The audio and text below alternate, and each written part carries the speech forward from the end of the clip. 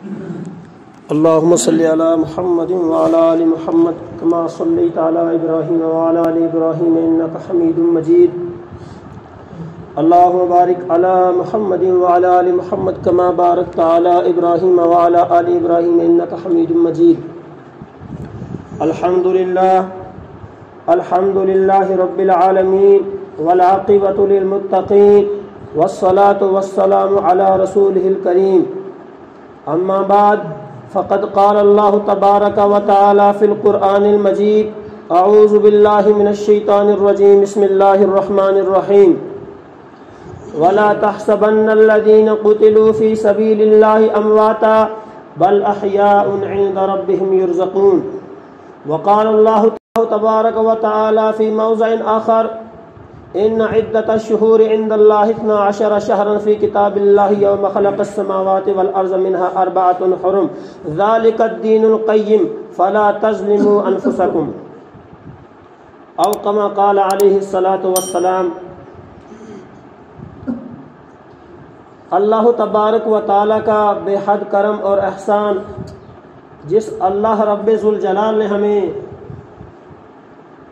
جمعہ کے موقع پر مسجد میں آنے کی توفیق نصیب فرمائی.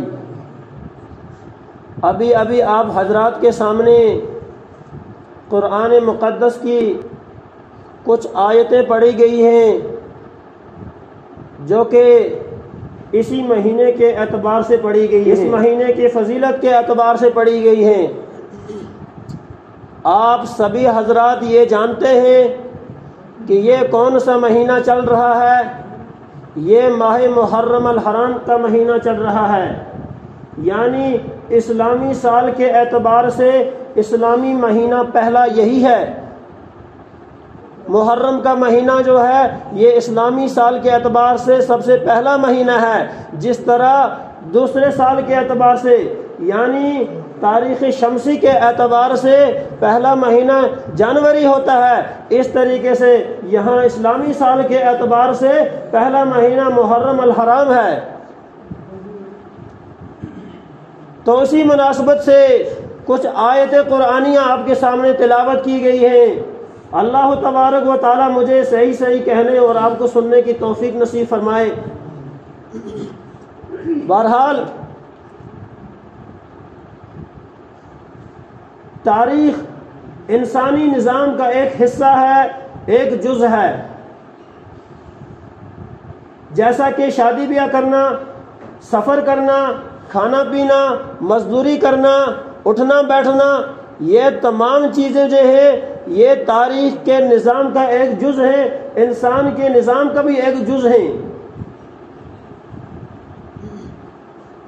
اور اسی اعتبار سے حضور پاک صلی اللہ علیہ وسلم سے پہلے انبیاء علیہ السلام کی زندگی میں بھی کچھ تاریخ تھی. وہ کیا تاریخ تھی کہ ان کے یہاں بھی ایسا ہوتا تھا کہ جب کوئی واقعہ پیش آتا تھا، جب کوئی حادثہ پیش آتا تھا تو وہ اس طریقے سے اس حادثے اس واقعے کو منسوب کرتے تھے کہ اجی یہ واقعہ جو ہے فلانے وقت میں پیش آیا ہے، یہ حادثہ جو ہے یہ فلانے دن پیش آیا ہے. پھر کیا ہوا؟ پھر جب خلیفہ ثانی حضرت عمر فاروق رضی اللہ تعالی عنہ ان کی خلافت میں کیا ہوا؟ جب فتوحات بڑھتی گئی ہے نا، فتوحات کا سلسلہ چلتا گیا، پھر عمر فاروق رضی اللہ تعالی عنہ نے کیا کیا؟ پھر تاریخ کا بندوبست کیا. انہوں نے یہ ترکیب سوچی کہ اب کوئی تاریخ متعین کر دی جائے، کوئی وقت متعین کر دیا جائے. چنانچہ انہوں نے ایک بہت بڑی مجلس بلائی جس میں کبار صحابہ رضوان اللہ تعالی علیہم اجمعین تشریف لائے.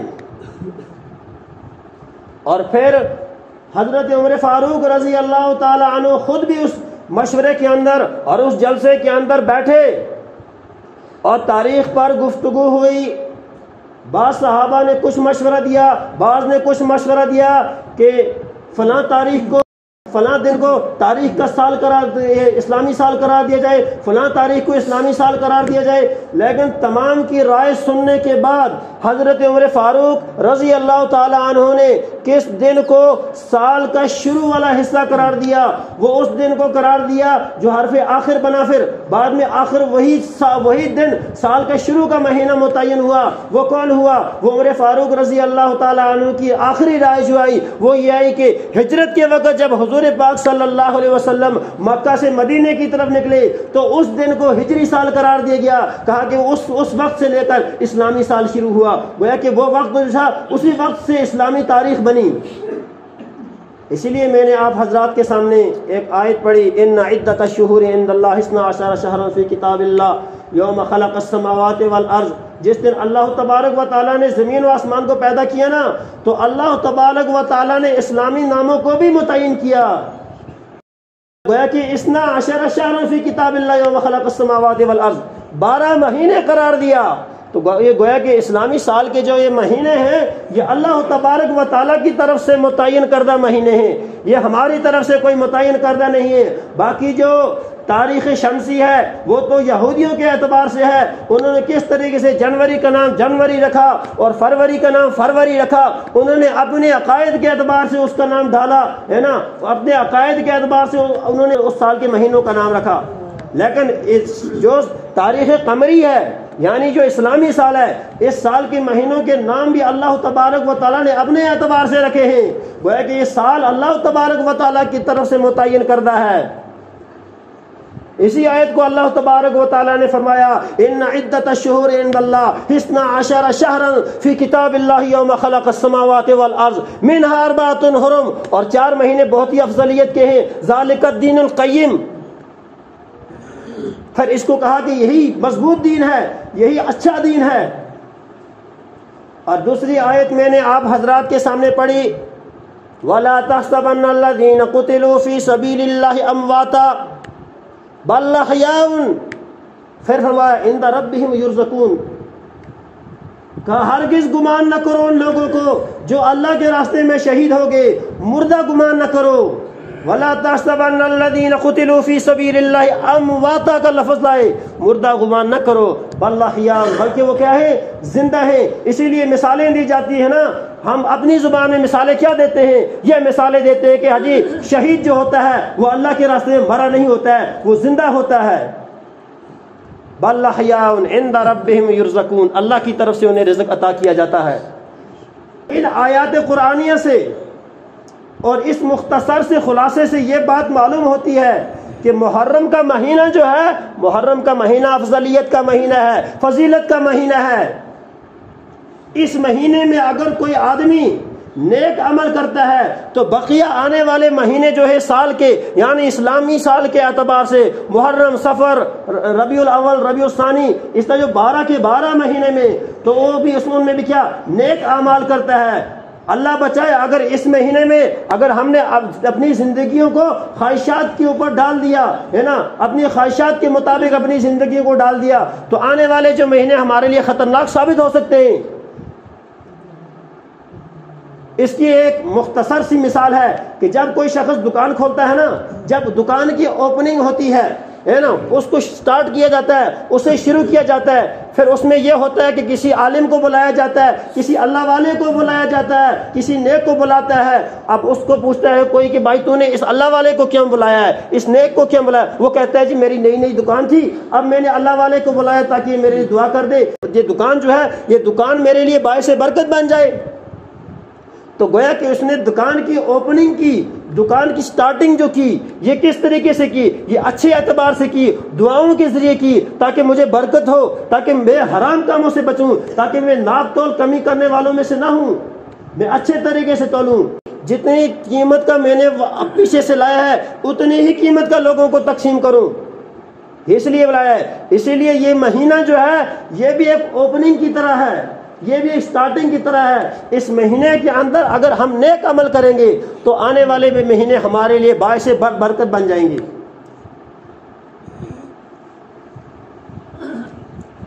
اور پھر اس مہینے میں کیا ہے؟ اس مہینے میں حضرت آدم علیہ السلام علی نبینا و ابونا ان کی دعا قبول ہوئی، وہ محرم کا مہینہ تھا۔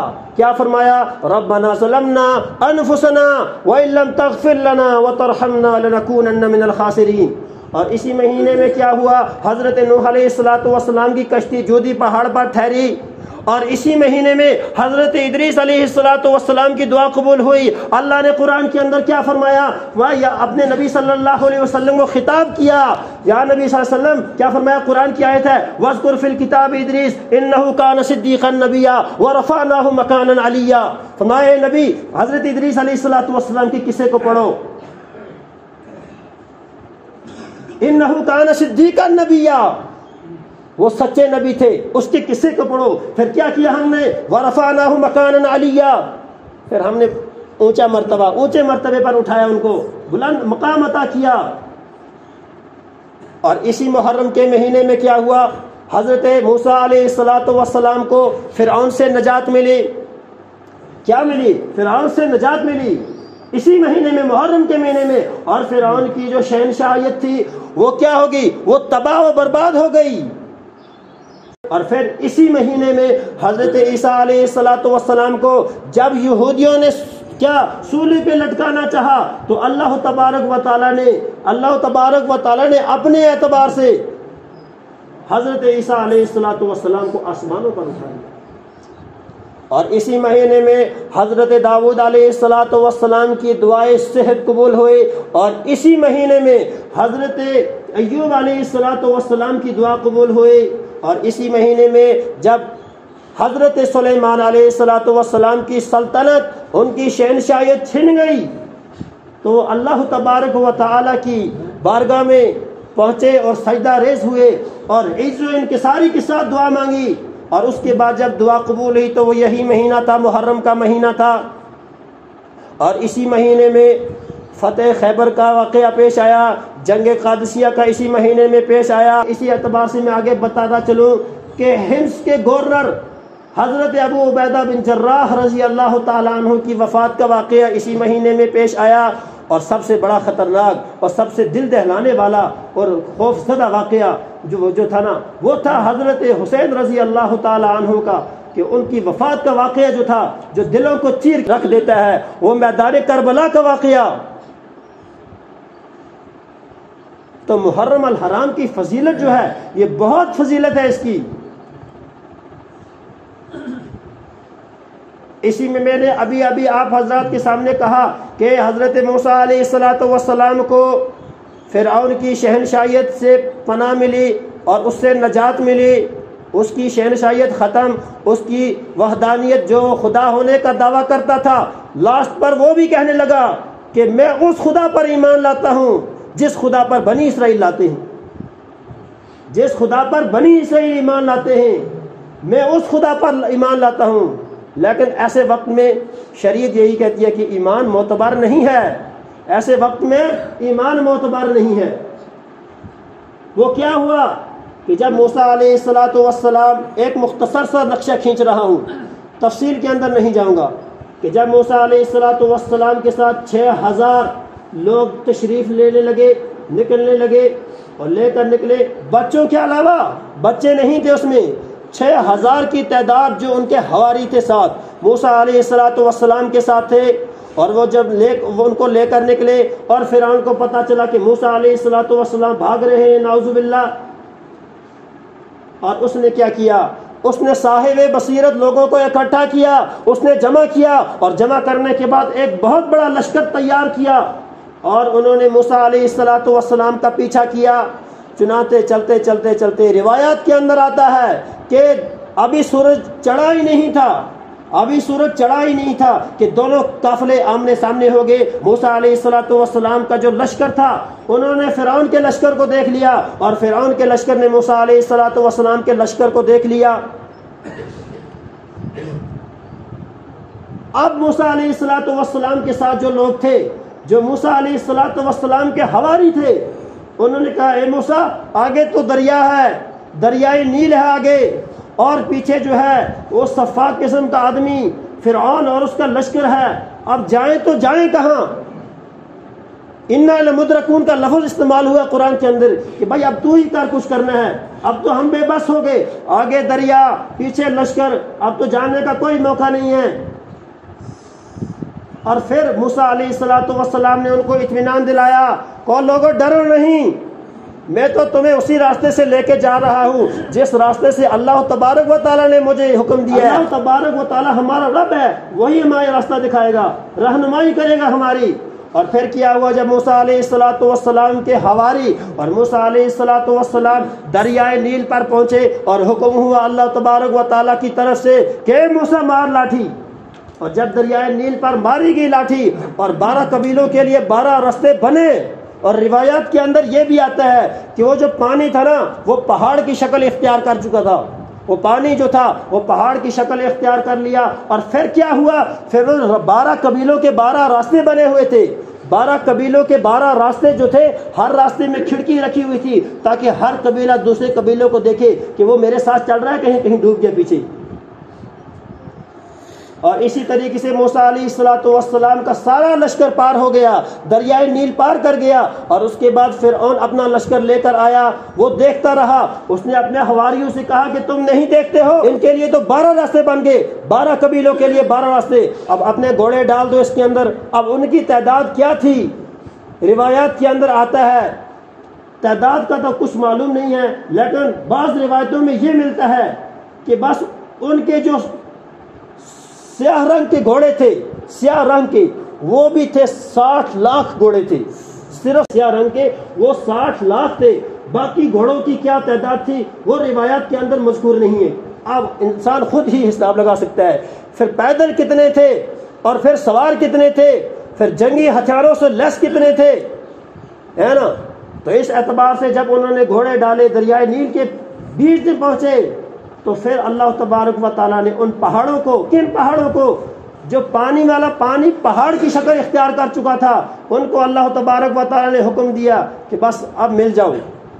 تو اس طریقے سے کیا ہوا، موسیٰ علیہ السلام نے فرعون کے چنگل سے نجات پائی، اور فرعون غرق دریا ہو گیا اور تیرنے لگا نا۔ جب وہ اس کے اندر پھنس گیا تو وہ پھر کہنے لگا میں بھی ایمان لاتا ہوں، کس پر، جس پر بنی اسرائیل نے ایمان لایا۔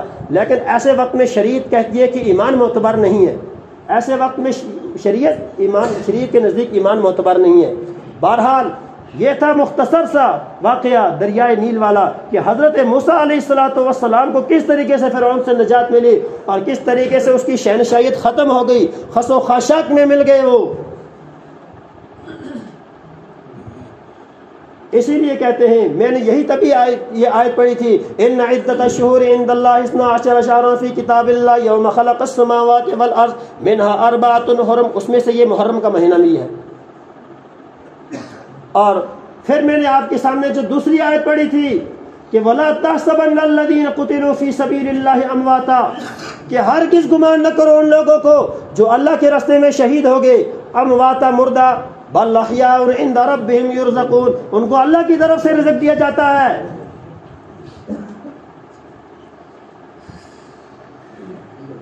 تو اللہ تبارک و تعالیٰ سے کی طرف سے ان کو رزق بھی دیا جاتا ہے، اور وہ اللہ تبارک و تعالیٰ کی نزدیک زندہ ہیں، وہ مردہ ان کو گمان نہیں کرنا ہے۔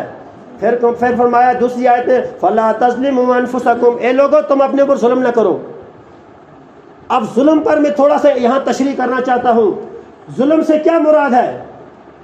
ظلم سے مراد یہ ہے کہ محرم کے مہینے میں جو خرافات ہیں آج کل، سب سے پہلی بہت بڑی ایک احمقانہ حرکت تو یہ ہے کہ محرم کا مہینہ جیسے ہی آتا ہے اس کو رنج میں تبدیل کر دیتے ہیں، اس کو غمی کا مہینہ قرار دیتے ہیں۔ ارے یہ زمانہ، یہ مخلوق، یہ دن، یہ سال، یہ منٹ، یہ گھنٹہ، یہ دن، یہ سیکنڈ، یہ صدی، یہ سال، یہ اللہ کی مخلوق ہے۔ اور حدیث میں کسی دن قرار دینا اور کسی سال کو رنج کا سال قرار دینا، اور اسی طریقے سے کسی دن کو رنج کا دن قرار دینا، حدیث میں سخت ممانعت آئی ہے۔ اور پھر اسی اعتبار سے کیا کرتے ہیں، محرم کے مہینے میں کالے کپڑے پہنتے ہیں۔ حضور پاک صلی اللہ علیہ وسلم کالی چادر اوڑھتے تھے اور کالی پگڑی لگاتے تھے حضور پاک صلی اللہ علیہ وسلم، لیکن مستقل ان کا کوئی ایسا عمل نہیں تھا۔ ہاں ایسی بات ضرور ہے کہ حضور پاک صلی اللہ علیہ وسلم نے کالے کپڑے پہننے سے منع نہیں کیا، لیکن فقہاء کرام کیا فرماتے ہیں، کہتے ہیں محرم کے مہینے میں کالے کپڑے لگانے سے بچو۔ محرم کے مہینے میں کالے کپڑے لگانے سے بچو، اس لیے کہ محرم کے مہینے میں یہ شیعہ لوگ پہنتے ہیں کالے کپڑے۔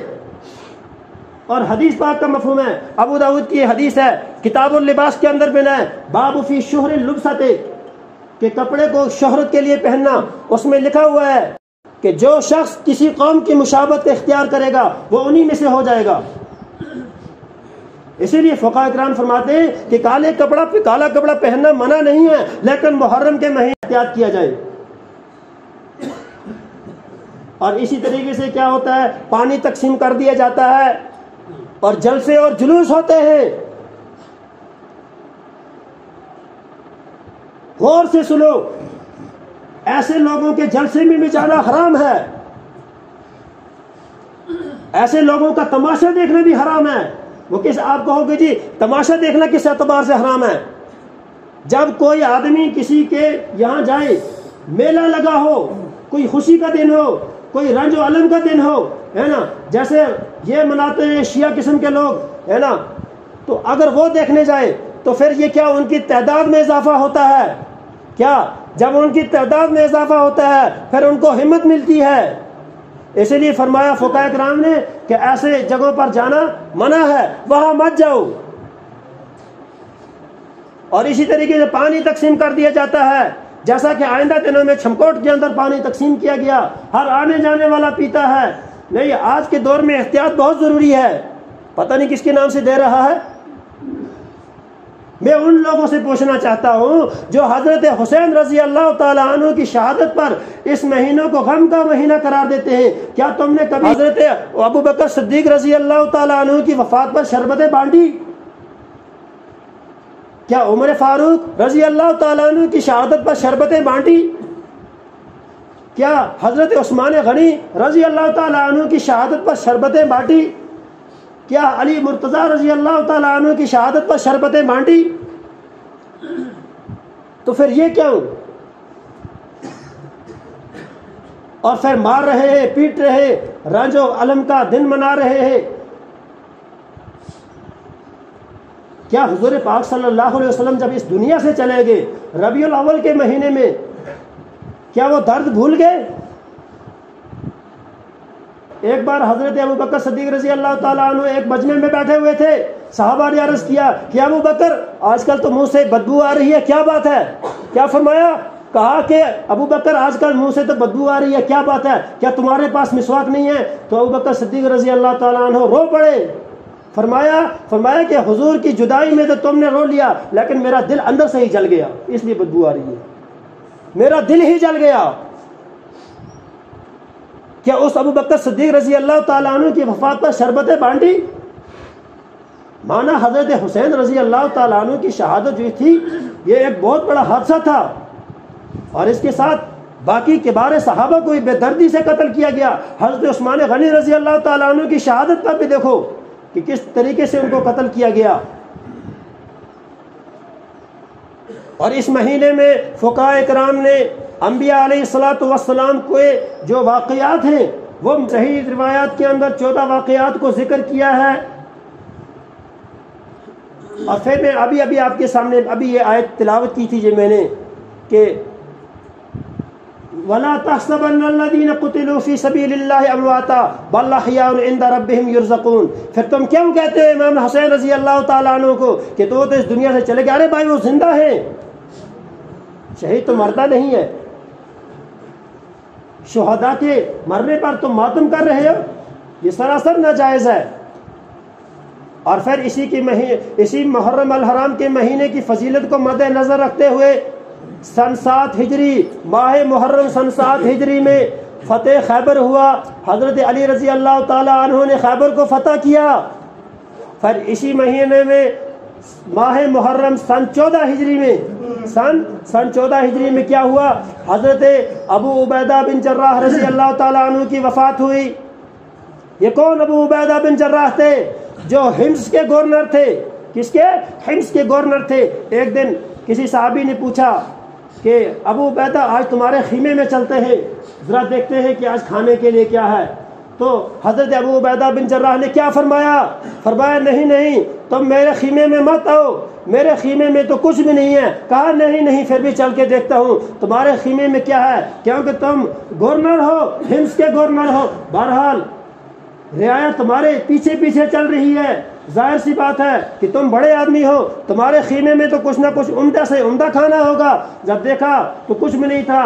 کہا اے عبیدہ بن جراح، تمہارا کھانا کہاں ہے؟ تو ابو عبیدہ بن جراح رضی اللہ تعالیٰ عنہ اندر گئے، اندر جا کے ٹکڑے کے چھوٹے چھوٹے تنکے اٹھا کر لائے اور لا کر اس کے سامنے پیش کر دیے۔ فرمائے ابو عبیدہ یہ کیا ہے؟ کہا اگر میں اچھے اچھے کھانے کھاتا ہوں تو رعایا کا کیا حال ہوگا؟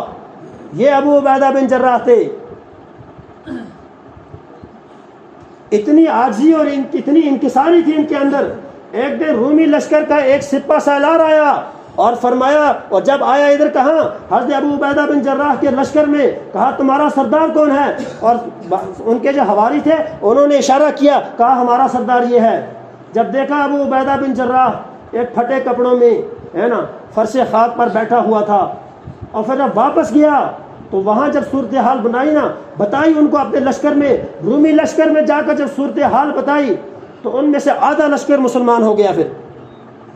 اور یہی ابو عبیدہ بن جراح تھے جب عراق اور شام میں طاعون امواس کی بیماری پھیلی، اور ان کا جو لشکر تھا یہ تو جہاد پر تھا، لیکن یہاں سے لوگ کیا ہو رہے تھے؟ اس بیماری کی وجہ سے مر رہے تھے۔ تو اسی بیماری کے دوران حضرت ابو عبیدہ بن جراح رضی اللہ تعالیٰ عنہ داغ مفارقت دے گئی، یعنی ماہ محرم سن 14 ہجری میں۔ اور پھر اسی ماہ محرم میں سن 61 ہجری میں حضرت حسین رضی اللہ تعالیٰ عنہ کی شہادت کا واقعہ پیش آیا۔ اور کیسے ان کی شہادت ہوئی یہ ایک بہت لمبا چوڑا واقعہ ہے، ایک لمبی داستان ہے۔ یہ مہینہ برکت والا مہینہ ہے، اس مہینے میں تو ہم جشن منا رہے ہیں۔ کیا حضور کے وصال کے وقت جشن منایا؟ ابو بکر کی وصال کے وقت جشن منایا؟ لہذا ان خرافات سے خود بھی بچیں، باقیوں کو بھی بچائیں۔ آج کل امت کہاں جا رہی ہے نا، کس طرح پھسل رہی ہے۔ اپنے آپ کو سنبھالیں، اپنے اہل و عیال کو سنبھالیں،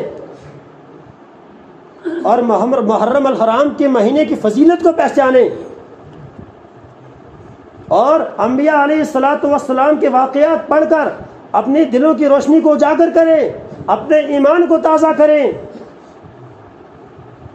اسی لیے میں نے کہا تھا نا ذالک الدین القیم، یہی تو مضبوط دین ہے۔